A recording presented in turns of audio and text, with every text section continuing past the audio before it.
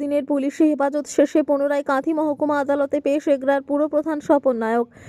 দিনের পুলিশি হেফাজতের মেয়াদ শেষে আজ বৃহস্পতিবার পুনরায় কাঁথি মহকুমা আদালতে পেশ করা হলো এগরা পুরসভার চেয়ারম্যান স্বপন নায়ককে। এদিন কড়া নিরাপত্তার মধ্য দিয়ে তাকে আদালত কক্ষে নিয়ে আসা হয়। গত সপ্তাহে সরকারি জমি এক ব্যক্তিকে বেআইনিভাবে লিজ দেওয়ার অভিযোগের ভিত্তিতে পুলিশ তাকে গ্রেপ্তার করেছিল।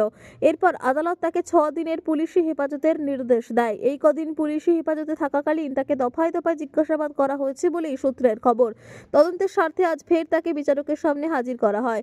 পুলিশ সূত্রে খবর, মামলার তদন্তে বেশ কিছু গুরুত্বপূর্ণ তথ্য উঠে এসেছে। সেই তথ্যগুলি যাচাই করতেই আজ তাকে পুনরায় আদালতে পেশ করা হচ্ছে। অন্যদিকে স্বপন নায়কের আইনজীবীরা জামিনের আবেদন জানাতে পারেন বলে হচ্ছে মনে করা। পুরসভার চেয়ারম্যানের এই গ্রেপ্তারি এবং পুনরায় আদালতে পেশ করা নিয়ে বর্তমানে এগরা এবং কাঁথি মহকুমা জুড়ে ব্যাপক রাজনৈতিক চাঞ্চল্য। আদালত আজ তাকে জেল হেফাজতে নাকি পুনরায় পুলিশি হেফাজতের নির্দেশ দেয় সেদিকেই তাকিয়ে রাজনৈতিক মহল।